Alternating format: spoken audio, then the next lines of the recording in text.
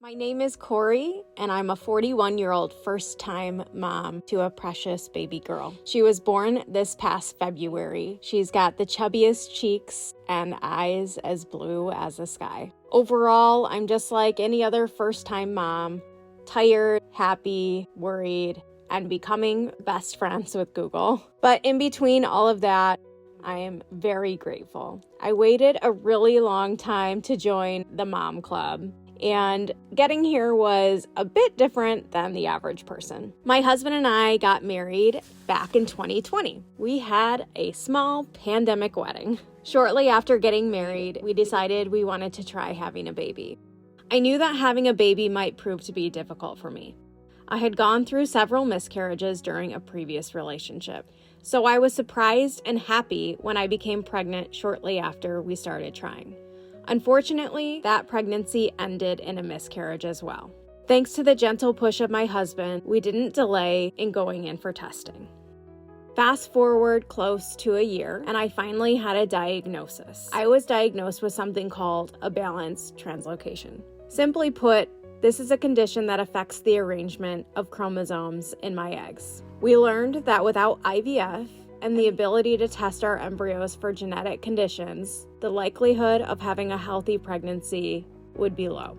So off we went. 3 rounds of IVF, 1 canceled cycle, and only 2 embryos to send out for testing. Sadly, our results came back that our embryos were abnormal. It was absolutely crushing, and we were devastated. I felt like our dream to have a family was officially over. My husband encouraged me to think of our dream as not being over, but perhaps just deferred. After a few months of grieving, we began to open ourselves up to new possibilities. Our doctor had mentioned using donor eggs, and I'll be honest, that approach seemed like the last thing I wanted to do. I wrestled with a lot of fear about this.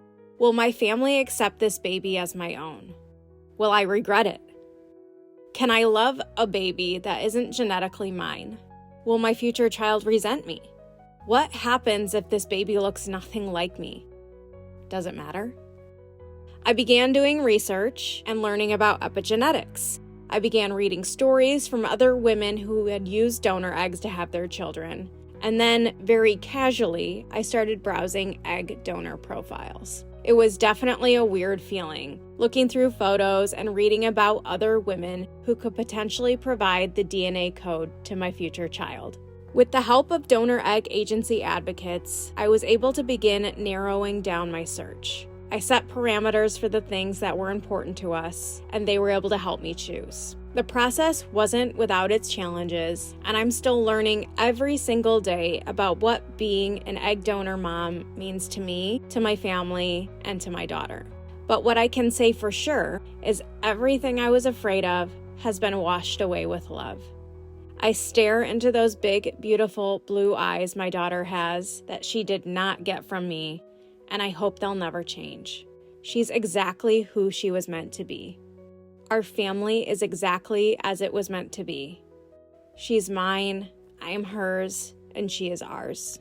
I'm so grateful for the gentle nudge of my husband, my doctor, my family, and the agency experts who helped me along the way. My dream deferred is now realized, and I wouldn't change a thing. If you find yourself pursuing the idea of donor eggs, please stay open, curious, and reach out if you want to chat.